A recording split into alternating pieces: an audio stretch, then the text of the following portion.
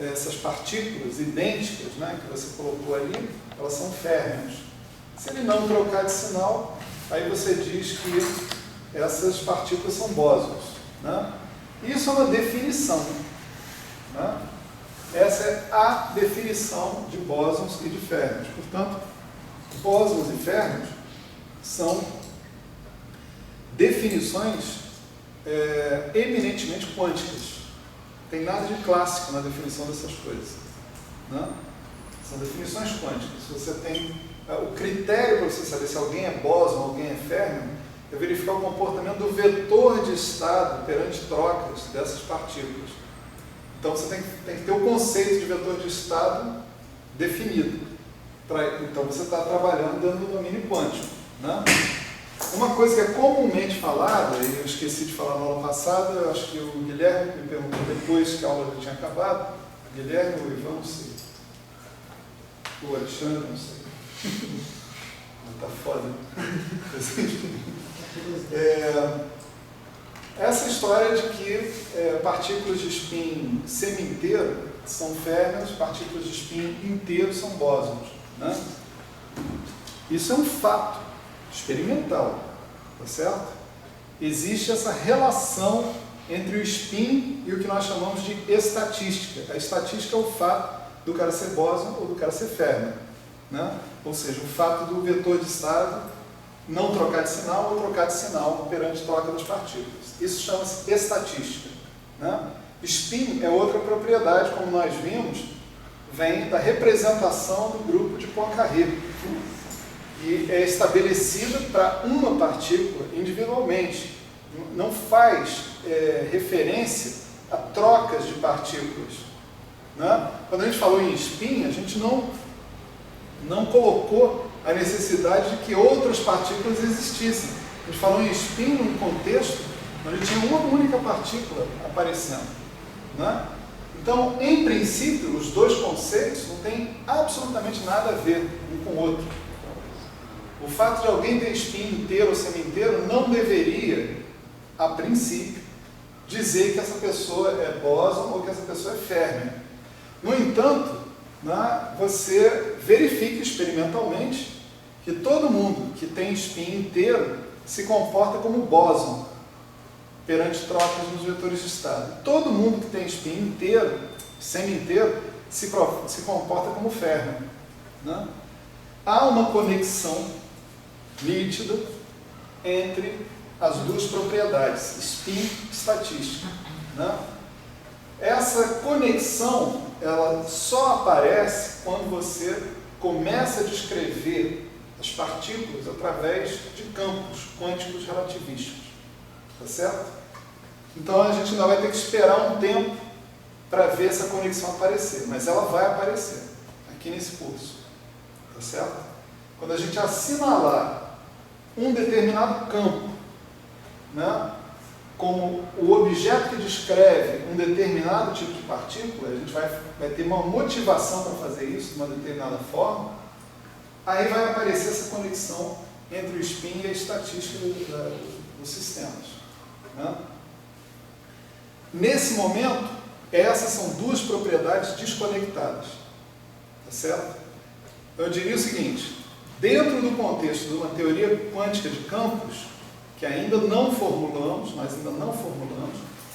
vai haver uma conexão entre spin e estatística. Se você sair do contexto da teoria quântica de campos, aí você também perde essa conexão entre o spin e a estatística, tá? Essa conexão obrigatória, né? No final, você podia retomar esse o que é menos 1 e aqui menos 1. Não, aqui menos 1 e aqui mais 1. Não sei se esse tal é o outro.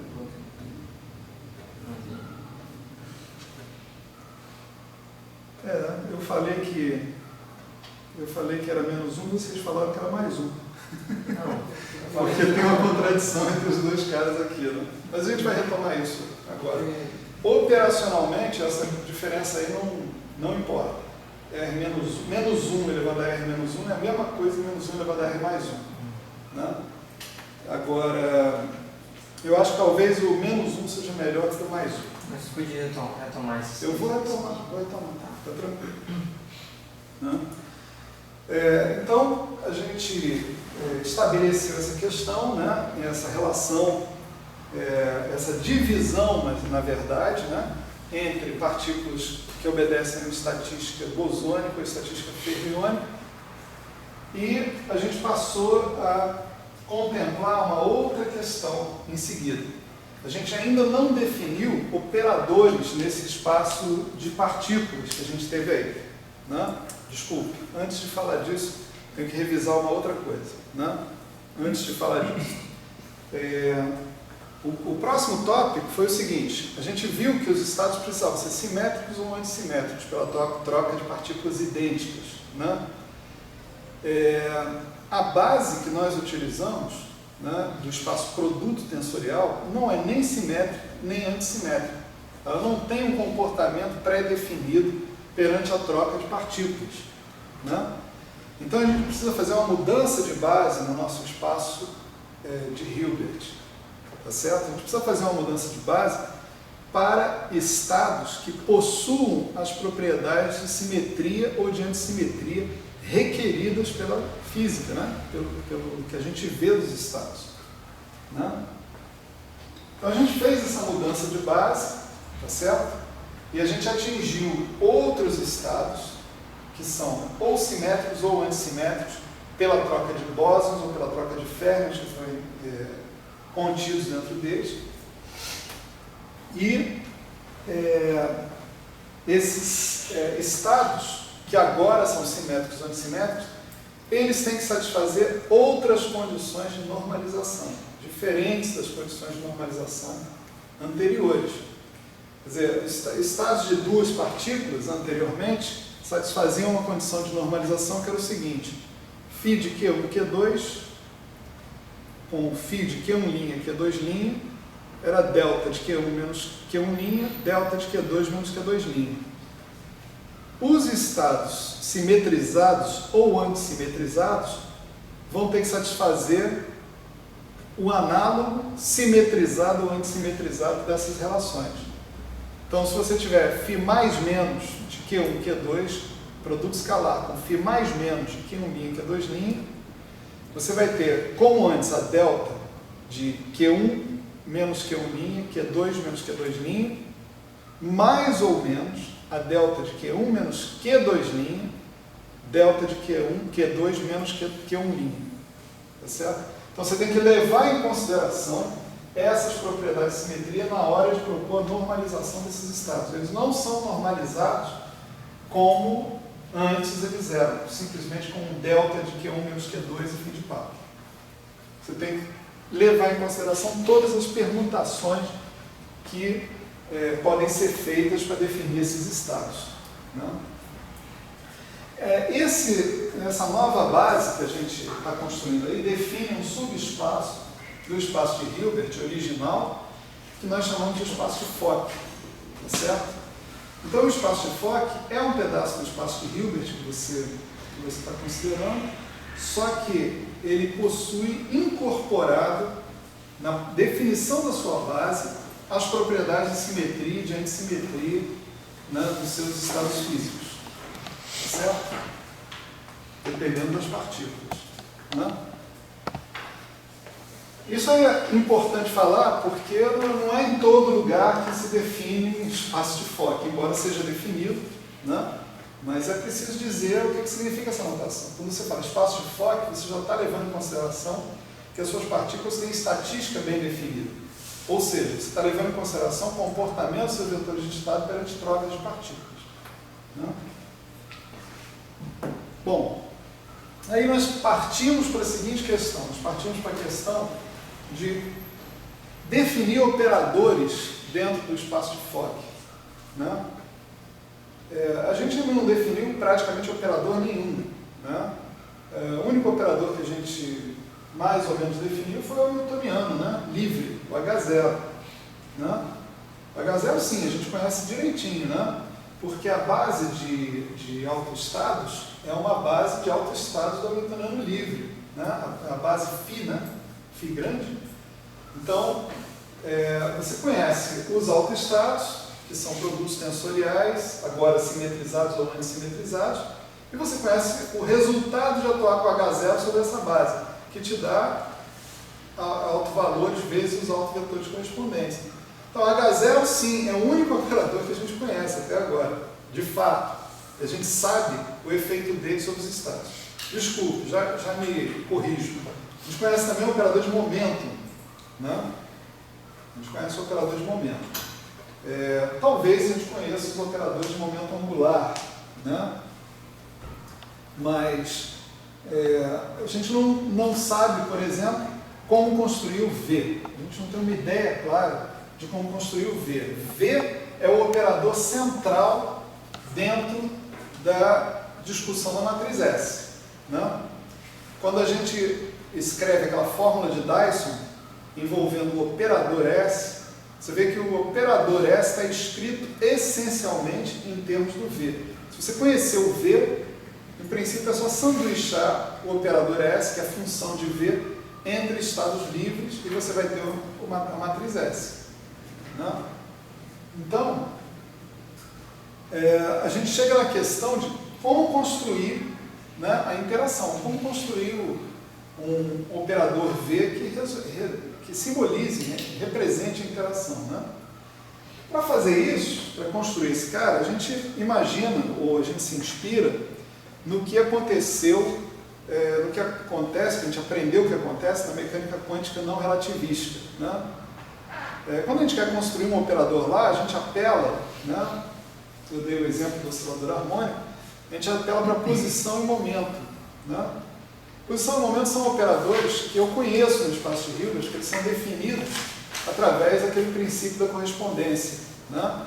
Quer dizer que posição vai virar um operador hermitiano, momento vai virar outro operador hermitiano, e a álgebra entre posição e momento é definida pela associação do parênteses de Poisson com 1 sobre IH cortado vezes o comutador, né?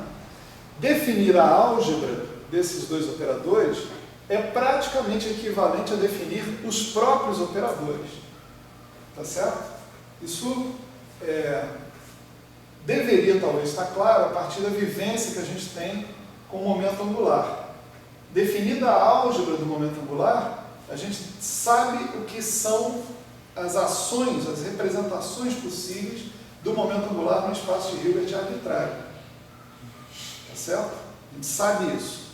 Então a álgebra é poderosa. A álgebra diz, né, se você disser o que é um espaço de Hilbert, você vai dizer qual a representação que cabe, e portanto você está dizendo qual é a ação desses operadores dentro de um determinado espaço, né?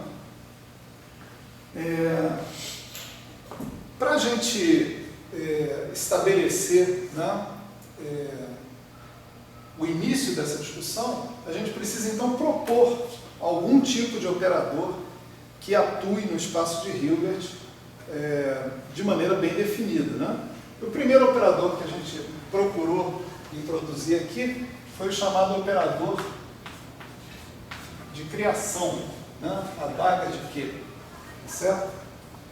Ele é chamado de operador de criação porque ele é definido pela ação dele sobre um estado de muitas partículas, tá certo? Dessa maneira aqui.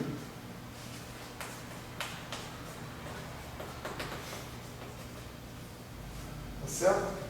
Na nossa notação da aula passada, esse Q, né, significa P sigma N, né? São os três não, é a lista de atributos de um estado de uma partícula, né?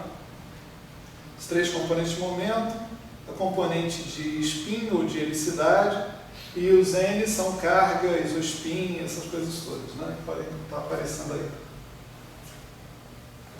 Então, nada me impede de definir, né, o operador de criação dessa maneira. Essa é uma ação normal do operador sobre um vetor base genérico. Isso aqui é um vetor base genérico.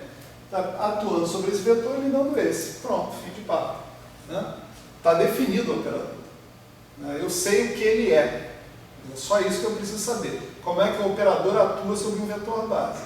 Se eu sei como ele atua sobre um vetor base, eu sei como ele atua sobre um vetor arbitrário, né, do espaço, né?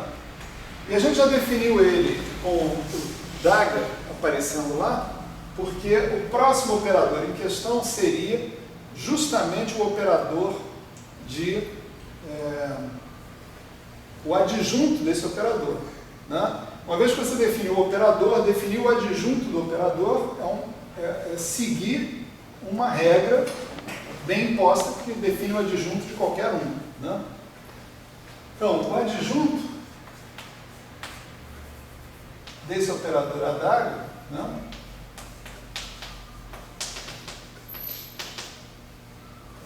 ele foi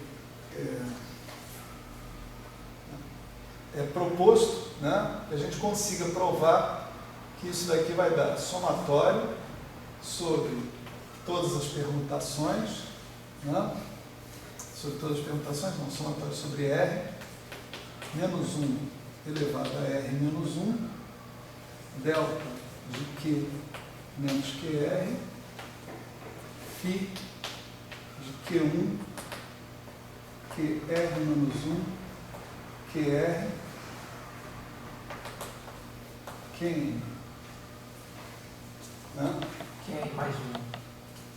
QR mais 1.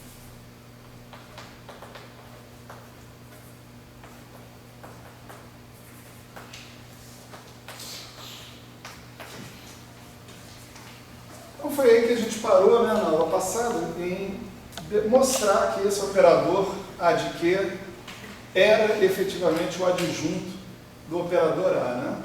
E aí nós começamos essa demonstração, né, com a seguinte estratégia.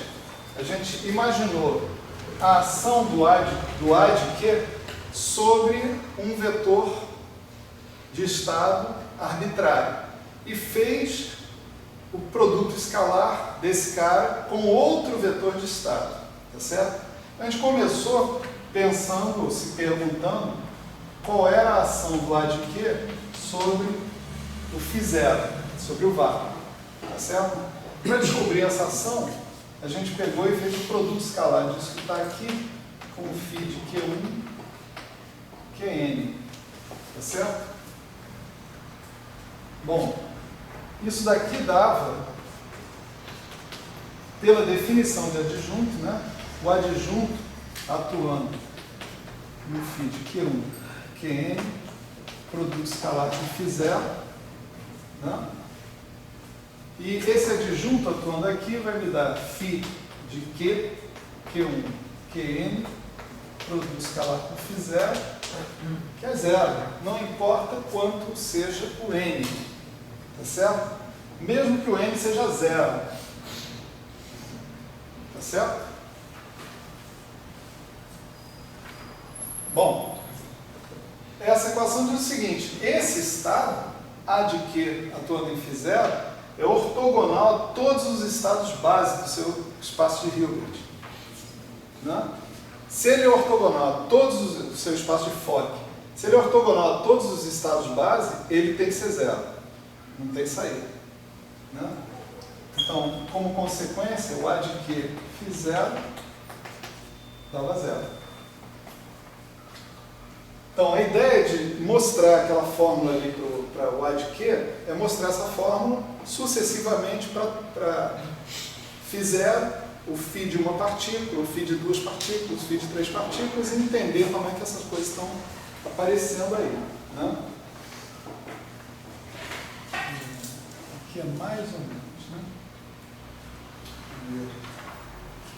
Bom, aí a gente seguiu então para o caso de uma partícula, né?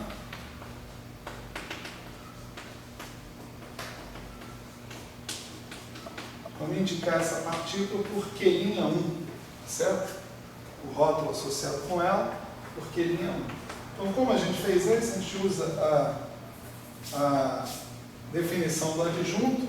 Esse A de Q vai passar para cá e virar uma adaga, né? E o adaga atuando nesse cara vai me dar um φ de Q, Q1, Qn, φ, Q'1, né? Esse produto escalar só é diferente de zero quando o n é igual a zero, tá certo? Se o n for diferente de zero, o produto escalar vai dar um produto escalar de um estado de duas partículas com um estado de uma partícula. E aí dá zero. Né?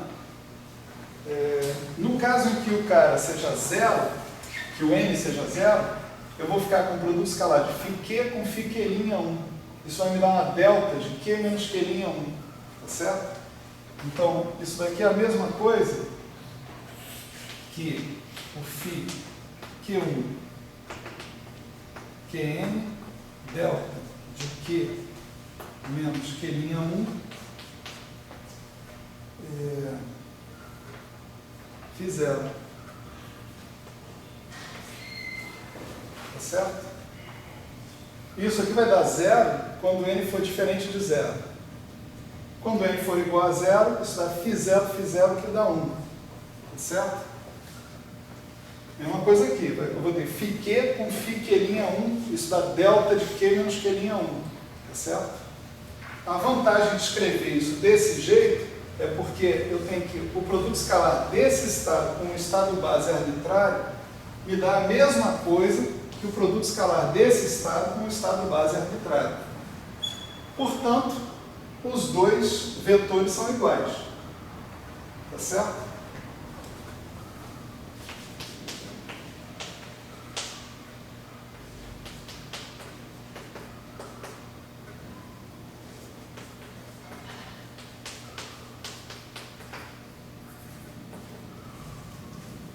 Nossa fórmula está consistente, né, com esse cara que está aqui.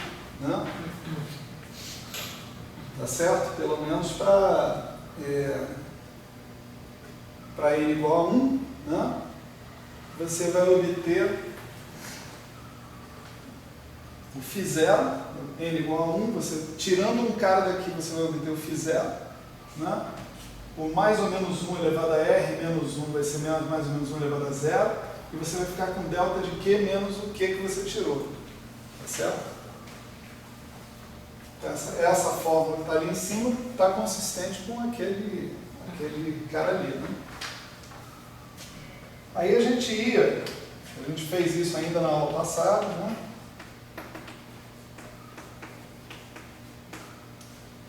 A gente calculou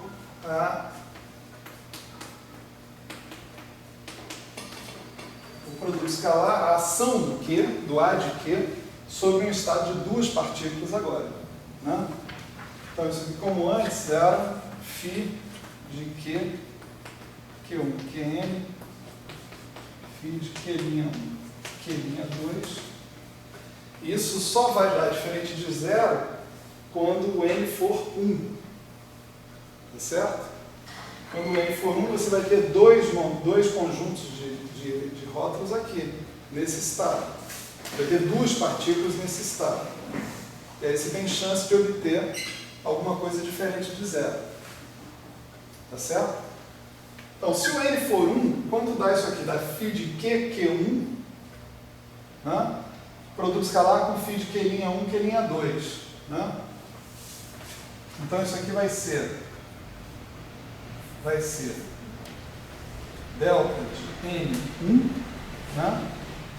E aí isso multiplicado por delta de Q menos Q'1, delta de Q1 menos Q'2, mais ou menos. E aqui eu estou usando a normalização dos meus estados de duas partículas, tá certo? Mais ou menos delta de Q menos Q'2, delta de Q2 de Q1 menos Q'1. Certo? Agora, isso que está aqui, né, eu posso enxergar da seguinte maneira. Isso aqui é o que eu obteria se eu fizesse o produto, né, escalar do estado de uma partícula com... Né? Eu disse que n tem que ser igual a 1. Né? Se eu fizesse o produto do estado de uma partícula com o estado de uma partícula também, só que associado com Q'1. Né? Q'2, desculpa. E aqui é o que eu obteria se eu fizesse o produto escalar do estado de uma partícula, associado com Q1, com o estado associado com Q' 1.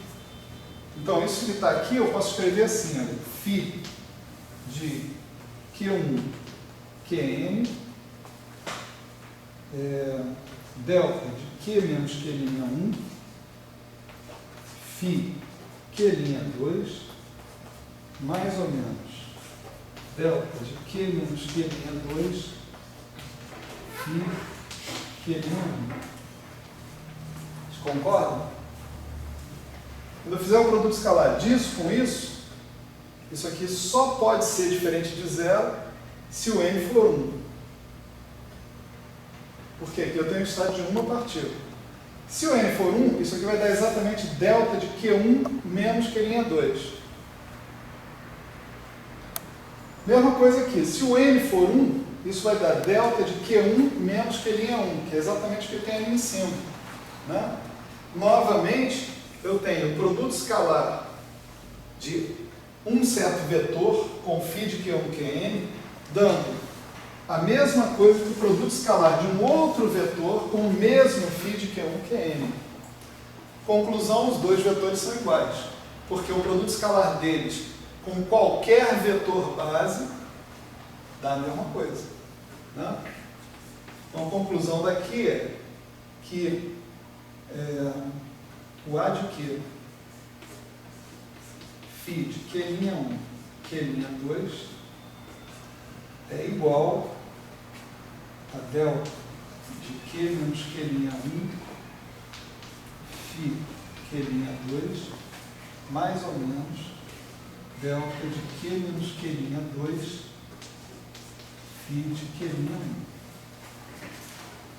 Vamos olhar para a fórmula que está lá em cima, né? Está completamente consistente, uma fórmula lá de cima. Olha só, R igual a 0, né? R igual a 1, na verdade, até N, né? Então, para R igual a 1, o teu primeiro sinal é sempre positivo, né? Mais ou menos 1 elevado a R menos 1 vai dar 1, né? Você tem delta de Q menos Q1. Aqui eu estou tomando a ação do A sobre φ de Q', né? Então vamos fazer as devidas transcrições mentalmente, né? Delta de Q menos Q'1, φ do Q'2, que eu tiro o Q'1 do estado. Está aqui.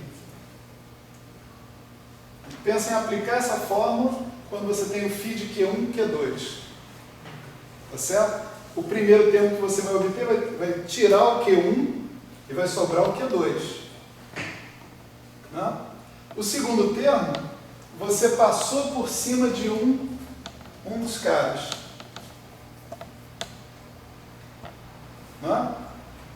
Então você vai ter mais ou menos 1 elevado a 2 menos 1, R igual a 2. Né? Você vai tirar o cara associado com Q2 daqui, vai ficar com Q1 e o sinal que você tem é mais ou menos dependendo se você tem bósons ou férmions. Tá lá. Tá certo? Observa que o lance todo aqui aparece em você singularizar essa delta de Q menos alguém. Delta de Q menos alguém. O que resta, você vai associar a um produto escalar específico. É sempre isso. Né? Então, a estratégia de provar isso é você colocar essa situação com o papel da delta de Q, a delta na qual aparece o Q, evidenciado, destacado. Esse delta de Q menos Q1 é o que eu estou deixando de fora aqui, é o que eu já deixei de fora aqui. Tá certo? Eu vou fazer mais um, né, que é para a gente ter uma ideia realmente mais clara do mecanismo que está aparecendo aí. Né? Então você vê aqui. Vamos ver a ação do A de Q agora sobre o φ de Q'1, Q'2, Q'3. A gente já sabe qual é a ação do A de Q sobre o φ0, do A de Q sobre o φQ'1 e do A de Q sobre o φQ'1, Q'2. Eu espero que esteja claro já que desse jeito aqui dá para você construtivamente ir montando, né, a ação do A de Q sobre qualquer estado base que você queira. Né? Mas vamos montar sobre esse outro cara que está aqui. Né? Então vamos tomar o produto escalar dele com um estado base genérico. Tá certo? φQ'1, Qn. Né? Novamente o A de Q passa para cá virando o adjunto, a d'água. Então isso aqui vira um φ, Q, Q1, Qn, φ, Q'1, Q'2, Q'3. O único jeito disso aqui ser diferente de zero é n ser igual a 2. N não pode ser 1, não pode ser 0, não pode ser 4, não pode ser 3, não pode ser 4, não pode ser nada. Tem que ser 2. Né? Por quê? Porque você tem que ter o mesmo número de partículas no estado inicial, num dos estados e no outro estado que você está tomando o produto escalar. Senão dá zero. Teu produto escalar. Então, para você fazer isso aqui agora, você vai ter que escrever o produto escalar entre os caras de 3 partículas. Vamos escrever aqui esse produto escalar, tá certo? Explicitamente. Então você vai ter deixa eu escrever um delta de N2 aqui, né? E vamos para frente. Você tem um delta de Q menos Q'1. Eu vou fazer assim, Q1, Q2, Qn, só para a gente saber o que a gente está fazendo. Delta de Q menos Q'1, delta de Q1 menos Q'2, delta de Q2 menos Q'3. Esse é o primeiro termo. Né? O que aparece aqui vai ser o seguinte, eu vou manter essas deltas de Q, delta de Q1, delta de Q2 e vou transitar entre esses caras aqui. Eu vou ter as permutações pares e vou ter as permutações ímpares, né, de Q'1, Q'2, Q'3. As pares vão com mais, as ímpares vão com menos. Que essa é a regra de normalização para os estados de 3 partículas. Né? Então, permutação par. Né? Delta de Q menos Q'2, delta de Q1 menos Q'3, delta de Q2 menos Q'1. Né? Q'1, Q'2, Q'3, Q'2, Q'3, Q'1. Né? Tá certo? Outra permutação par. Vai ter delta de Q menos Q'3, né? Delta de Q1 menos Q'1, delta de Q2 menos Q'2. E agora a gente pode colocar as ímpares. Por exemplo, agora elas vêm com mais ou menos. Delta de Q menos Q'1, vou manter essa daqui.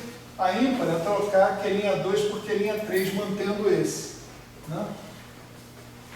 Delta de Q1 menos Q'3, delta de Q2 menos Q'2. Né? Outra permutação ímpar. Vem eu manter essa e trocar Q'3 por Q'1. Delta de Q menos Q'2, delta de Q1 menos Q'1, delta de Q2 menos Q'3. E a última, eu vou trocar aquela lá mantendo a primeira. Mais ou menos, delta de Q menos Q'3, delta de Q1 menos Q'2, delta de Q2 menos Q'1. Certo? É chato, mas é fácil, não é complicado não. Se você tivesse 4 partículas, você ia ter que procurar todas as permutações das 4 partículas, classificá-las em pares ou ímpares, tá certo? E executar assim, colocar lá. Aqui de 3 a gente faz aquela coisa do reloginho, né? E depois a gente troca as coisas do reloginho, então é mais fácil. Maravilha. Então, agora, como eu disse, vamos singularizar o papel, né, da delta de Q, como antes. Então vamos isolar delta de Q menos Q'1, delta de Q menos Q'2 e delta de Q menos Q'3. Né?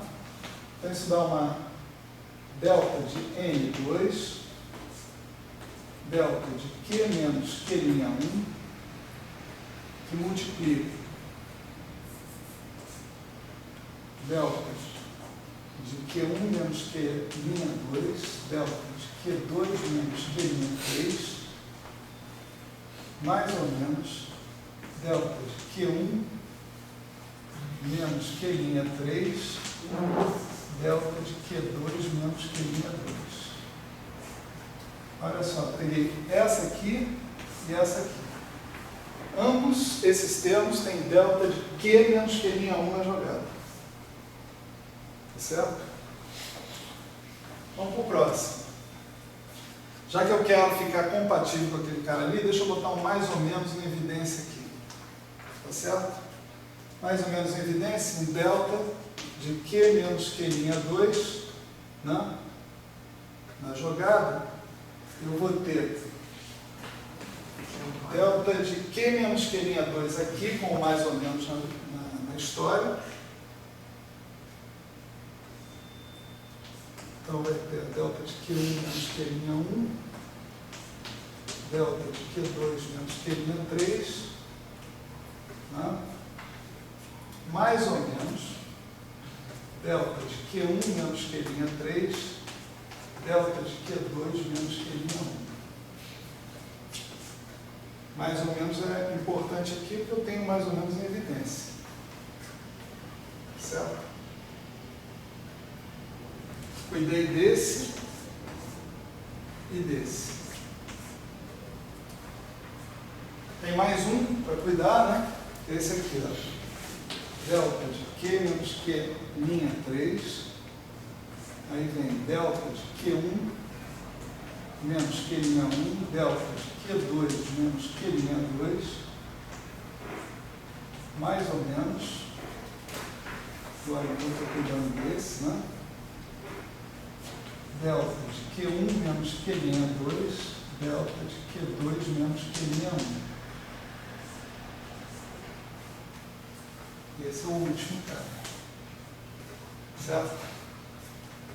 O que eu tenho aqui? Né? Aqui eu tenho a norma, né, de um estado de 2 partículas. Tá certo? É a norma de um estado de 2 partículas.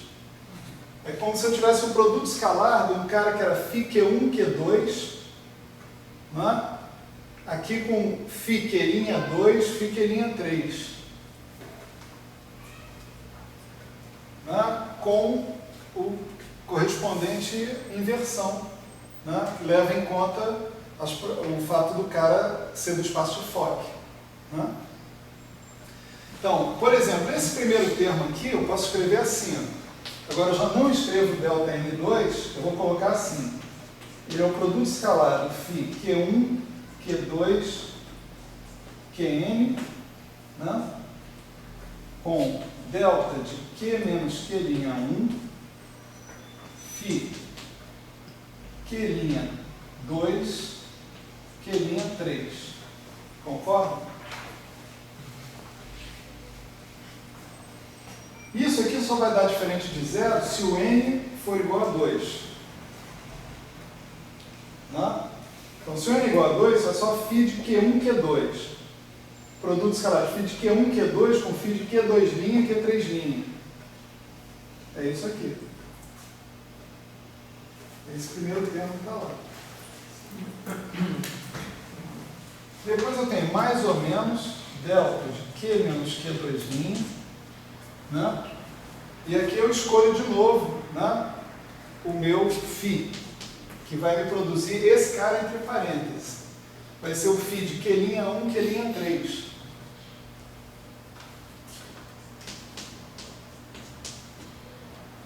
Certo?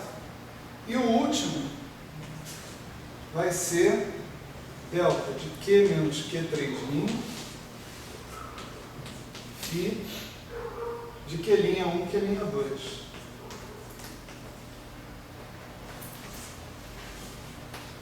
Certo? Conclusão. O A de Q atuando nesse cara tem o mesmo produto escalar com vetor base arbitrário, o mesmo que esse cara que está aqui. Então, o nosso A de Q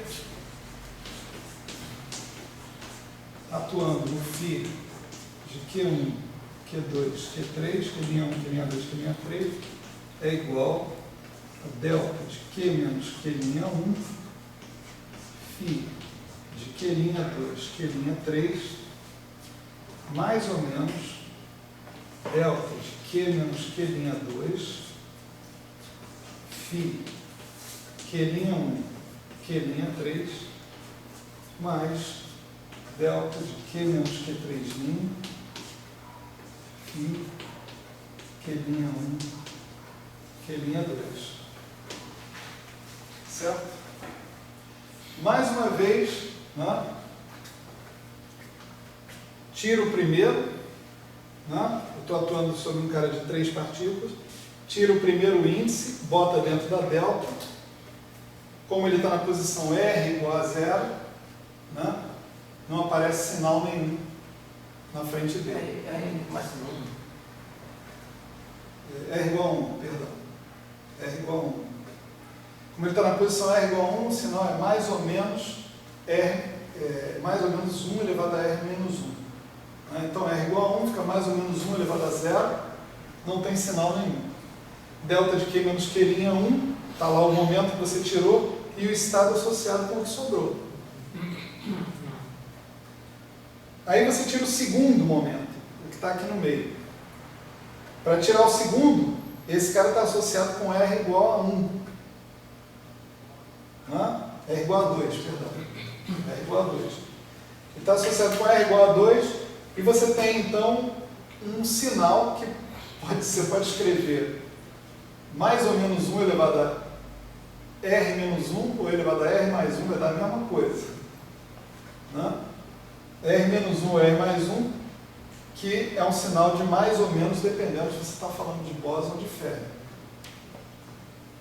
O momento que você tirou, você bota nessa delta, o Q menos Q'2, e o teu estado fica banguela ali, no cara do meio.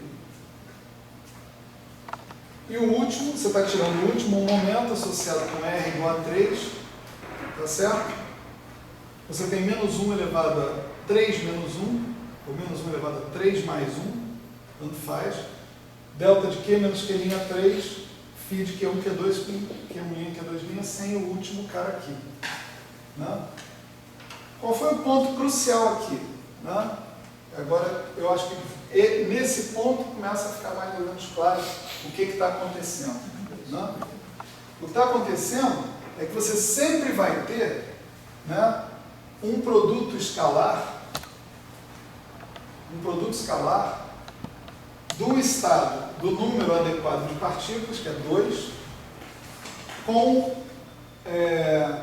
o estado com o número de partículas original menos uma.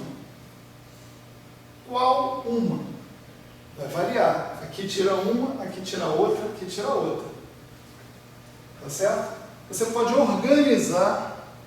sempre organizar essa retirada de modo que quando você estiver falando de retirar um cara numa posição ímpar, você não bote sinal nenhum na jogada. Quando você estiver falando de retirar um cara numa posição par, você bote um sinal de mais ou menos, dependendo se é bóson ou férmio.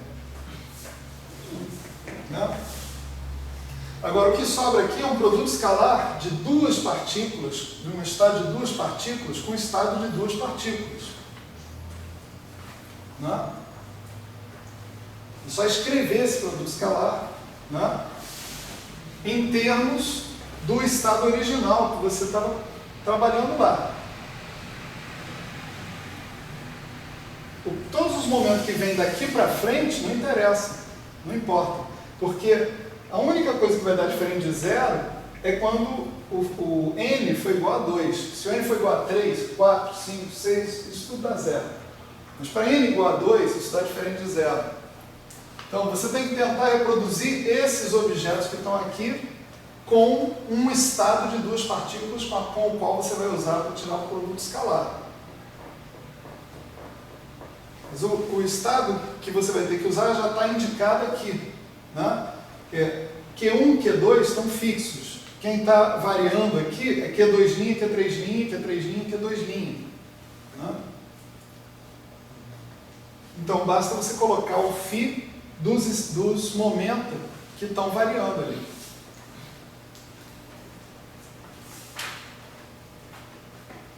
Quando você fizer isso para 4 partículas, eu não vou fazer, graças a Deus, né?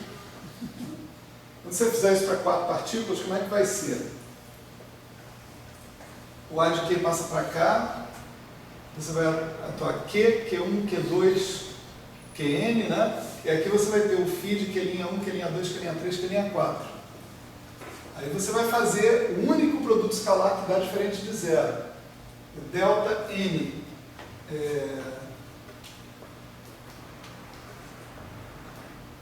4, né? 3. Não, 3. N3, porque aqui você sempre tem que somar o Q, né, na história. Então, delta de N3, e aqui você vai ter que botar a normalização do teu estado de 4 partículas. Sendo que um dos momentos é o momento Q. Está do outro lado do parêntese. Aí você vai prestar atenção nesse momento Q e vai colocar em evidência esse cara. O que vai sobrar depois que você colocar ele em evidência? Nesse passo aqui. Vai sobrar a norma de um estado de 3 partículas. Aqui é uma norma do estado de 2. Agora vai sobrar a norma do estado de 3. Tá certo? Aí você identifica essa norma. O que vai acontecer? Vai estar sempre faltando o momento que está fazendo companhia ao quê? Isso vai corresponder à norma, né, do estado original. Você pode botar Q1, Qn, não importa o que for além de n igual a 3, não vai contribuir. Né? Com o estado, com os 3 momentos que estão faltando. Tá certo? Se você não fizer direito e encontrar o cara na ordem certa, é só trocar e botar o sinal de mais ou menos depois. Não tem problema. Então, desse jeito, a gente vai encontrar essa fórmula que está aqui. Tá certo? Para o A de Q. Ela é inicialmente complicada, né, da gente olhar, né, a forma que ela está tendo, mas no final das contas ela está dizendo uma coisa muito simples. Né? Olha só, na hora de botar, não tem problema nenhum. A daga pode botar o cara aqui e acabou. Fim de papo. Né? Mas na hora de tirar, você tem que ser democrático. Né? Você tem que tirar de todo mundo. Igualzinho. Né? Você não pode tirar o Q1 e ficar satisfeito. Eu tirei o Q1, está tudo bem. Não. Então aí você tem que somar com a possibilidade de tirar o Q2, somar com a possibilidade de tirar o Q3, tirar o Q4 e assim por diante. Né? Então, essa fórmula aqui, essa fórmula recuperadora de aniquilação, é a fórmula mais simétrica possível que a gente pode ter, né, para essa história aí. Né? E, Alexandre, se é R-1 ou se é R+1 é indecidível. Tá certo? Eu diria... deve ser -1 porque começa com 1, -1. Eu diria que R-1 é mais simpático, né? Porque você imagina... Se você tirar o QR aqui, você está passando o QR por cima de alguém. Né? Aqui você tem exatamente R-1 caras, em cima dos quais você passa o QR. Então R-1, mnemonicamente, me parece mais simpático. R+1 me parece justificável assim, a priori, mas fornece exatamente o mesmo resultado. Você acabou de falar, quando eu estou fazendo a criação, eu vou lá e atuo só naquele cara. Aí, só que quando aparece a aniquilação, parece que você tem que ir de um para um, porque tem uma soma aí em todos os anteriores. E eu não consegui perceber, embora tinha estatística, mas tinha sido com formato do número de ocupação. Aqui no caso ele está considerando, tem uma partícula só, porque Q é uma partícula, cada Q é uma partícula. Ele não está considerando um número de ocupação, mas está considerando que cada estado tem uma partícula. É isso. Só que aí eu não entendi por que tem essa, eu não estou vendo essa, não estou me lembrando, não, eu não estou conseguindo fazer o link, porque tem essa forma está dizendo, tem necessidade de passar de uma por uma, né? De todos os anteriores. Enquanto na criação, se você atua localmente lá, na outra é como se você tivesse que ir na primeira, na segunda, até chegar onde você quer. E é isso que a forma está dizendo, isso? Isso. Até onde você quer atuar, vai ter. Tipo assim, ele te leva de um estado de N partículas para uma combinação linear de estados de N menos 1 partículas. É isso. Se você aplicasse o operador de número de ocupação aqui, que a gente não definiu, né, você ia encontrar que esse estado aqui é um autoestado do operador de número, associado com N menos 1, com alto valor N menos 1. Esse cara aqui é um autoestado do operador de número associado com N mais 1. Né? Mas há uma diferença quando você trabalha com número de ocupação ou quando você indica as partículas explicitamente. É uma diferença só de formalismo, mas você está fazendo exatamente a mesma coisa. Não tenha dúvida disso. Na verdade, assim, me corrija se eu estiver errado, né, tio? Você tem QR partículas, descrito por aquele estado ali, feed Q1, que são indexados por aquilo ali. QR partículas? Na verdade você tem R partículas indexadas por Q1, etc, até QR. Quando você atua o A de Q, você vai destruir uma dada partícula, ela vai deixar de existir. Agora, qual que vai deixar de existir? Então você tem que superpor a possibilidade de ser qualquer uma delas. Não, então, no final das contas, você tem que escolher um que você quer atuar. Então, por exemplo, você escolhe que seu Q é Q1, vai morrer todos os termos, vai ficar só ali no caso dos partículas. Se Q é igual a Q1', então o delta de Q menos Q2' 0, então vai ficar aqui o A atuando naquele cara, né? É o delta de Q menos Q1', feed Q'2. No final das contas, quando você escolhe o seu Q, você vai ter só como se fosse que nem um atuando, né?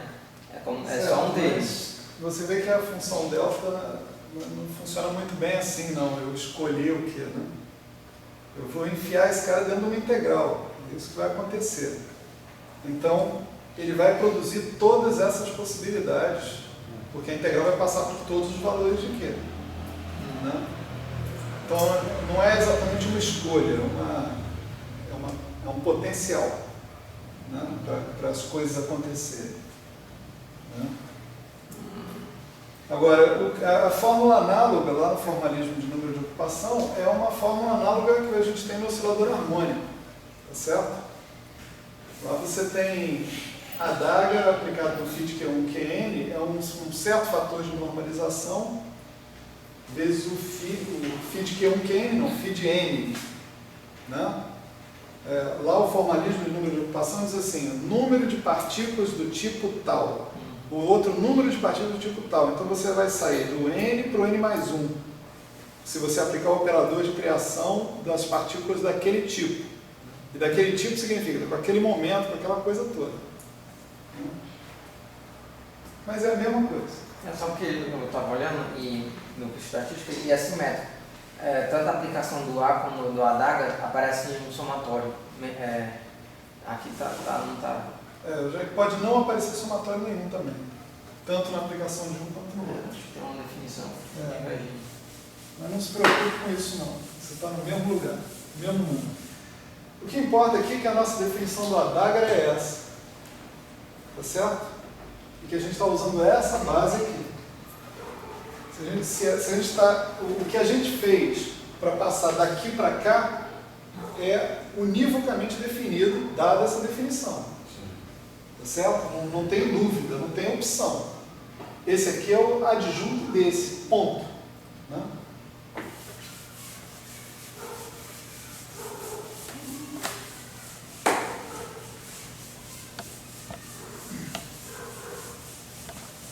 Bom, então eu conheço os dois operadores, o A e o ADAG, tá certo?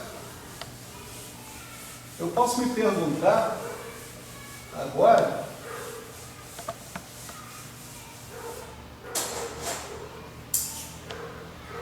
quais são as relações de comutação que esses operadores obedecem entre si. Vamos parar para pensar um pouquinho nessa pergunta. Olha só. Se eu souber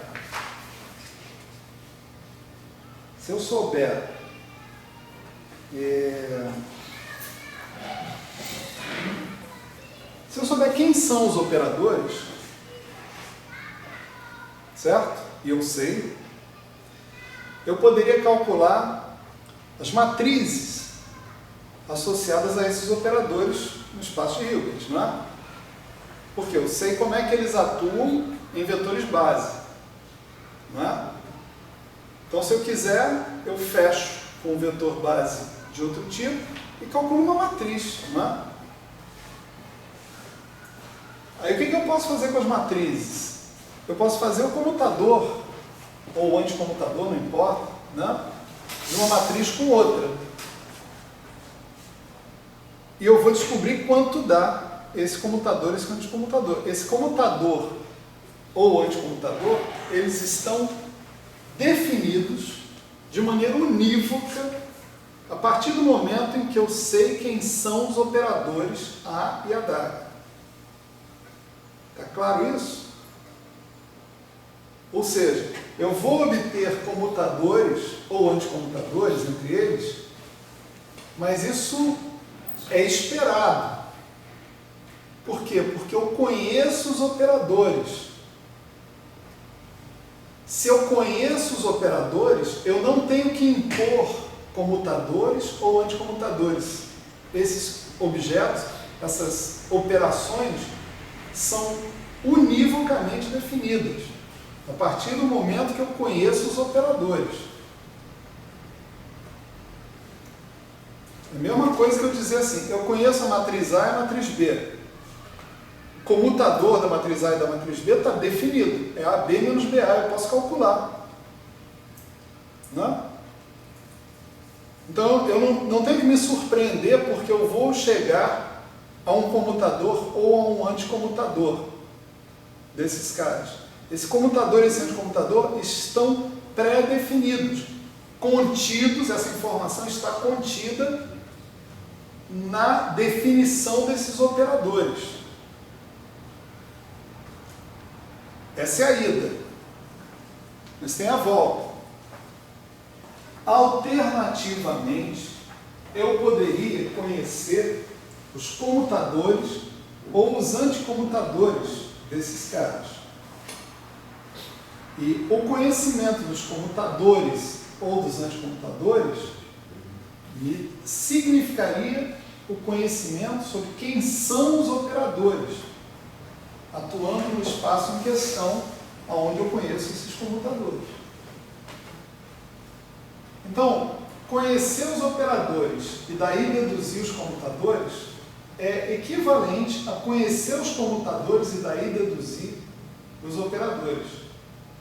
Tá certo? É uma via de mão dupla. Eu estou frisando isso porque não é uma coisa usualmente frisada, tá certo? Nos nossos cursos de mecânica quântica.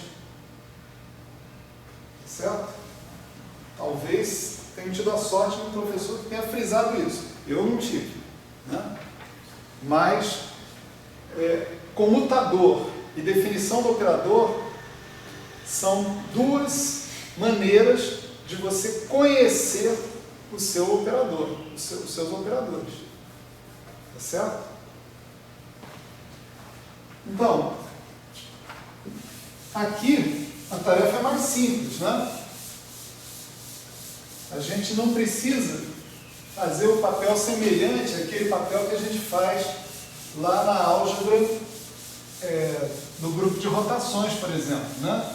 Lá os caras dão uma álgebra de grupo de rotações e a gente descobre quem são as representações do momento angular, ou seja, quem são os operadores possíveis de representar o momento angular, né? Aqui não, aqui é como se a gente tivesse um momento angular e quisesse saber qual é a álgebra que esses operadores de momento angular obedecem. Ora, aí a gente sabe, para isso a gente chamar de momento angular, vamos ter que obedecer aquela álgebra usual do momento angular, né?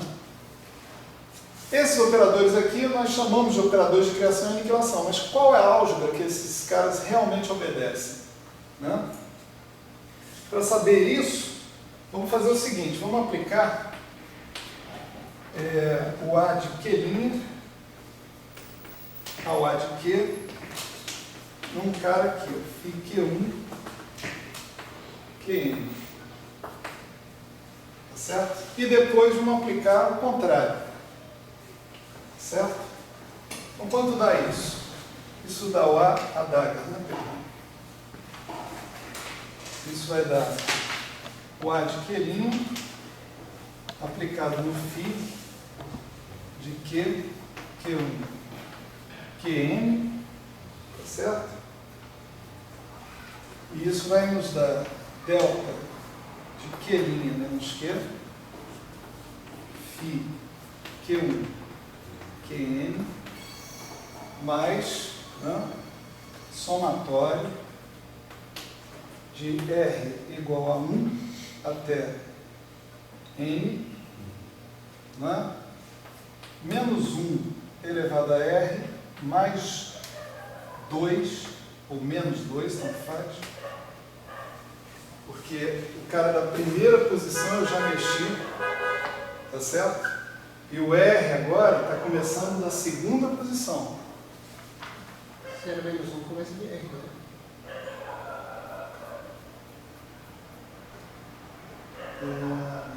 Mais uma vez, pode ser de R menos 2.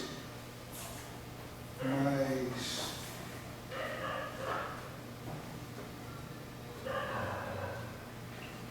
tá, pode ser R. Não tem problema.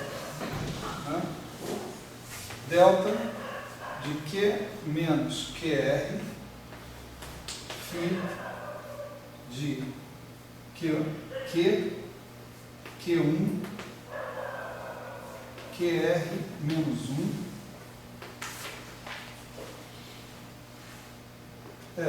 Menos 1 elevado a R é melhor mesmo, porque aqui você está passando por cima de R caras, né?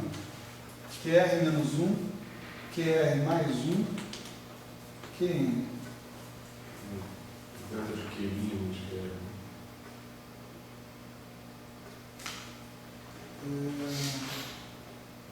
Delta de Q' menos QR. Isso aí. E além do R, por que não é mais 2? Menos 2 ou mais 2? Hã? E o R, por que não está aparecendo 2, mais 2 ou menos 2? Está aparecendo se você quiser, mas acho que o R é mais simpático, porque o R daqui ele está passando por cima de R caras para sair. Então o sinal, né, mais natural para ele receber realmente é R, menos 1 elevado a R. Mas dá a mesma coisa, menos 1 elevado a R menos 2 ou mais 2 é a mesma coisa que menos 1 elevado a R. Né? Então esse é o resultado da gente aplicar a adaga ao φ, né? Um φ arbitrário aí de muitas partículas. Né? Agora vamos ver o que dá aplicar a adaga A no mesmo φ.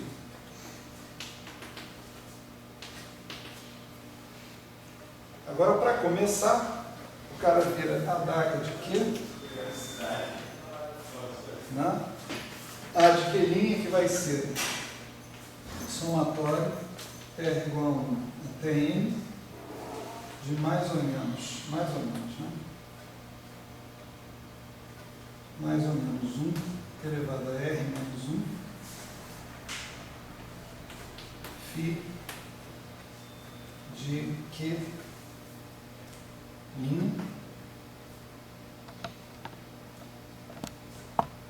Q1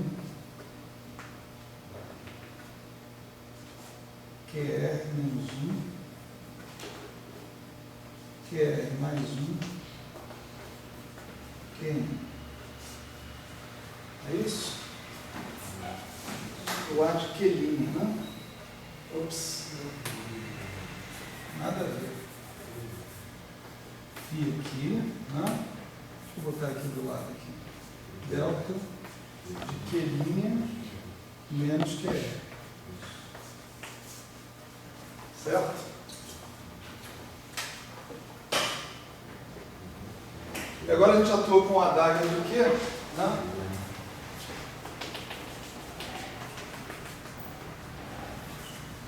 E o que a gente vai obter vai ser soma de R igual a 1 até N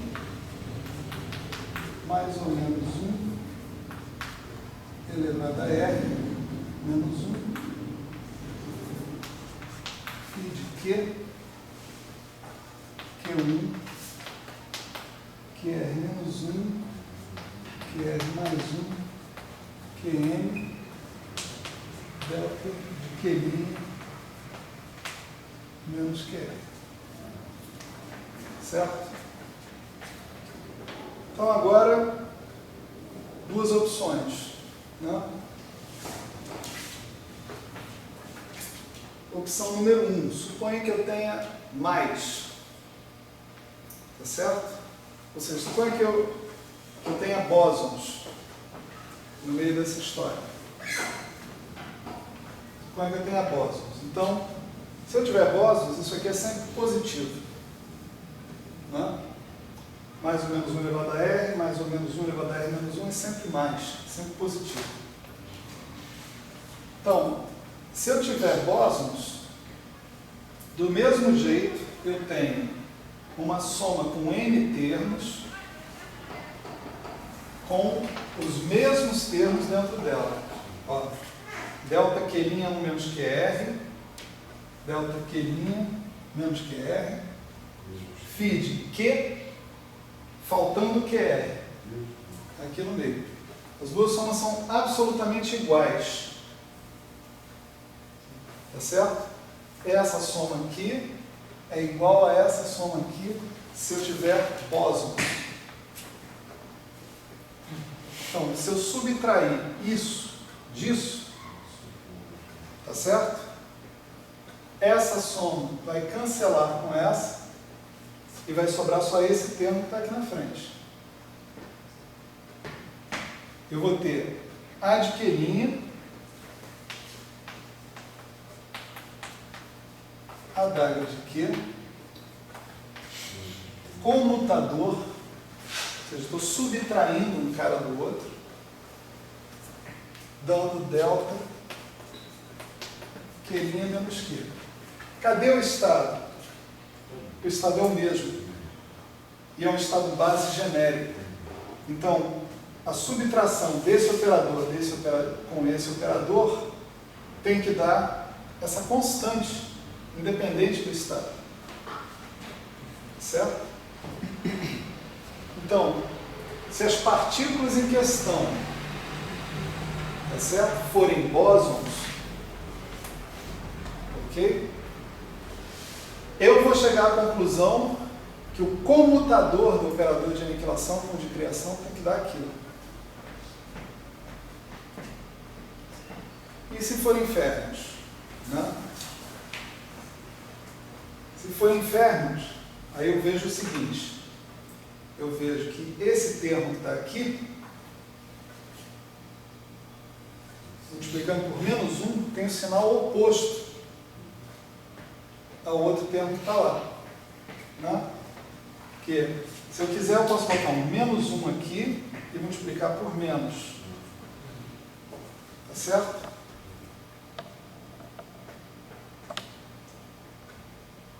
Então, para eu me livrar desse termo extra, agora o papo que eu tenho que fazer não é subtrair, é somar.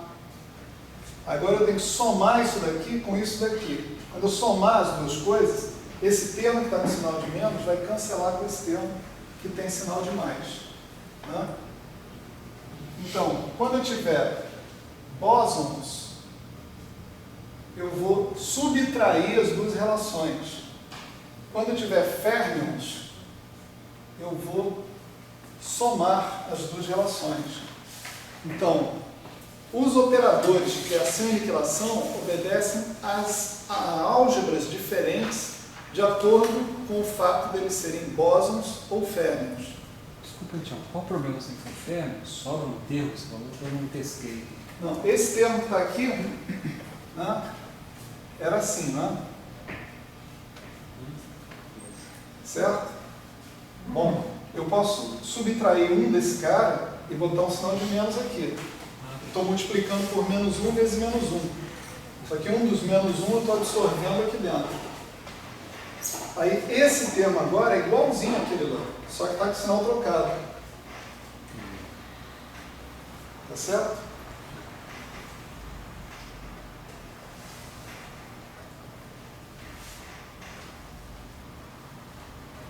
O argumento ainda está valendo para bósons também, né? Porque eu posso multiplicar por menos do mesmo jeito. Né? Posso fazer a mesma jogada aqui. E o que eu aprendi? Eu aprendi que a álgebra que esses operadores obedecem, os operadores A e adaga, né? Ela está definida univocamente em função da definição dos operadores. Tá certo? Eles são obrigados a satisfazer essa álgebra que está aí. Não é opção, não. É obrigação. Não? Coisas similares podem ser feitas para mostrar que A de Q com A de Q'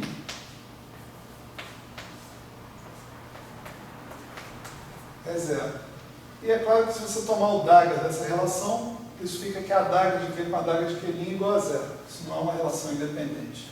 Não? Essa álgebra que está aqui é uma álgebra familiar, né?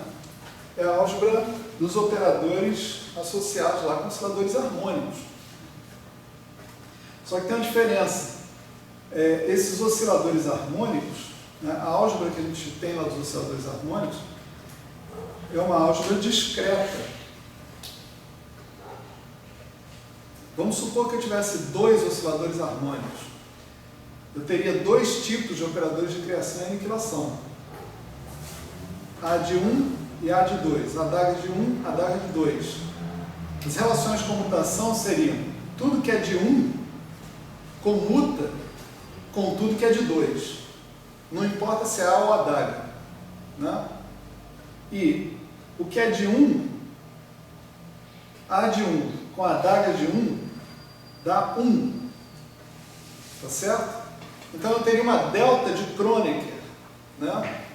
Para lidar. Se eu tivesse dois osciladores harmônicos, né? Eu teria uma delta de Kronecker na álgebra dos operadores de criação e aniquilação desses caras. Aqui eu não tenho uma delta de Kronecker, tenho uma delta de Dirac, né? Porque esses Qs envolvem um pedaço que é contínuo. Né? Então eu tenho infinitos, né? Até a parte do infinito não é surpresa, porque eu já botei esse índice Q nos meus operadores A e a daga. E esse índice Q é contínuo, então eu já sabia que eram infinitos operadores. Mas agora eu tenho infinitos operadores associados a osciladores harmônicos. Eu posso imaginar que droga de sistema é esse que eu estou quantizando. Eu estou quantizando um sistema de infinitos e contínuos osciladores harmônicos e continuamente indexados osciladores harmônicos. Contínuos não. Infinitos e continuamente indexados osciladores harmônicos. Tá certo? É esse o sistema que eu estou quantizando. Se a gente quiser, né, ter uma ideia. Como é que eu sei disso? Eu sei por causa da álgebra. A álgebra é uma álgebra familiar para mim. Agora eu posso identificar um pouco, né, o sistema que eu estou quantizando. E mais, olha o que eu ganhei aí. Né? A minha lição, quando eu falo do oscilador harmônico, é que todos os operadores que me interessam na teoria, podem ser expressos como função de A e H. A minha expectativa aqui é a mesma. Todos os operadores nesse espaço de Hilbert, eu espero agora que possam vir a ser expressos em termos dos operadores A e H. Tá certo? Ou seja, arrumei um jeito de escrever operadores, tá certo? Que atuam nesse espaço de Hilbert, coisa que eu não tinha antes. Várias luzes acendem na minha cabeça a partir do momento que eu vejo esses operadores, né? Para confirmar, eu deveria me perguntar o seguinte: será que eu consigo escrever qualquer operador que eu queira em termos de A e H? Né? Aí deu igual para o Boston Fermi, o computador. O computador deu igual para o Boston Fermi. Computador não. Computador de A com H. Para Boson é um comutador. Para Fermi é um anticomutador. Ah, porque... Você tem que somar A vezes H mais H vezes A. É porque eu fiquei botando um símbolo assim para mim sempre é computador. Mas é o Não, cheio. isso aqui indica que quando é Boson é o comutador e quando é Fermi é o anticomutador. Aqui é a mesma coisa. Quando é Fermi, você interpreta como oscilador harmônico do mesmo jeito? Sim, só que não é usual, né? Nos cursos de mecânica quântica, ninguém te fala de oscilador harmônico fermiônico. Não? Ninguém te fala. Mas que você pode fazer, né? É um exercício aí. Tá, né? Computador quântico, computador resolve. Mesma coisa. Mas vai ter algumas diferenças importantes, né? Os seus níveis de energia, né, não vão poder subir. Sim, Eles vão. O E0 é 1. Né? o estado de resistência. Exatamente. Estado de quê? Não, é um sistema de dois estados. Ah, entendi. Você botar um oscilador harmônico fermiônico, né, você vê que você não pode criar Tenta fazer isso, né? 2 osciladores harmônicos fermiônicos arbitrários. O maior estado que você vai ter é o ADH1, ADH1. O ADH2 ou ADH2. Desculpe. É o ADH1 no vácuo. E quando você aplicar o ADH1 de novo, vai dar 0. Porque o anticomutador é 0. Então isso vai significar que o ADH1 ao quadrado tem que ser 0. Por causa do anticomutador. A solução é mais fácil, mas o princípio de exclusão de Pauli já aparece ali logo de cara, logo de saída. Né? Mas usualmente não é feito, né? Por aí. Né? A gente faz só o oscilador harmônico bosônico. Você pode fazer o fermiônico sem problema nenhum. Né? Então, como eu disse, né, a nossa próxima pergunta aqui é a seguinte.